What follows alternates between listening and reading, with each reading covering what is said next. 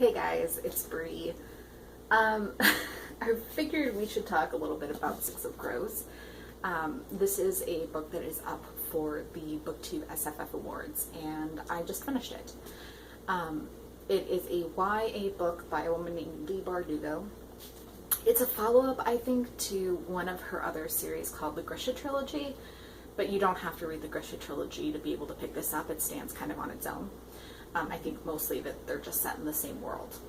I haven't read the Grisha Trilogy, so I don't know about that for sure. I can't say if it spoils anything if you ever want to go back and read that, but I read it having not read the Grisha Trilogy and was fine, understood what was happening. This is kind of one of your typical heist stories.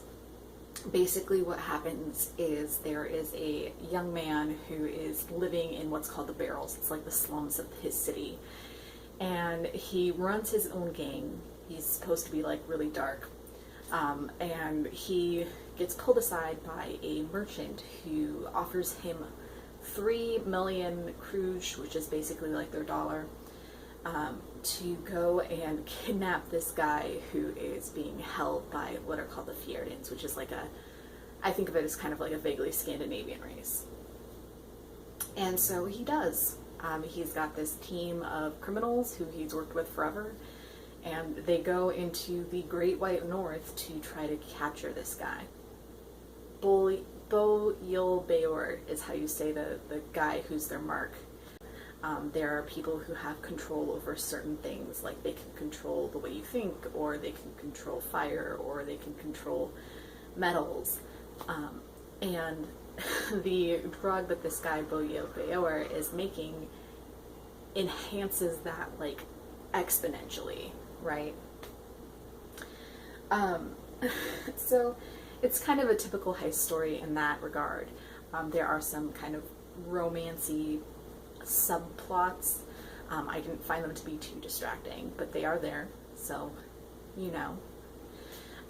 There are some things I really liked about this book, and there are some things that I thought could have been better. I liked a lot of the character development, so you get to see a lot of the background story for a lot of the characters.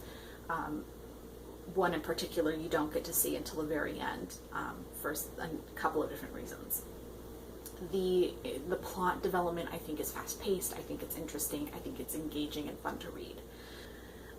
Like I said, the plot is really engaging and fast-paced. It has a little bit of a, I would say it has a little bit of a Gentleman Bastards, Ocean's 11 kind of vibe to it, where it's very clearly supposed to be suspenseful and engaging, and you know, there's a similar kind of dynamic between the gang that there is supposed to be in Gentleman Bastards. As somebody who didn't particularly like the Gentleman Bastards series, I do think Leigh Bardugo actually does that a little bit better. It doesn't feel as forced. The only thing I really didn't necessarily like about the story is I feel like sometimes there are moments when there are plot twists just for the sake of there being plot twists. And so sometimes they don't go over as well as I think that they might if they had been chosen a little bit farther spaced apart, if they had been chosen a little bit more particularly. That just tends to be my take on it, is that some of those twists felt a little bit forced.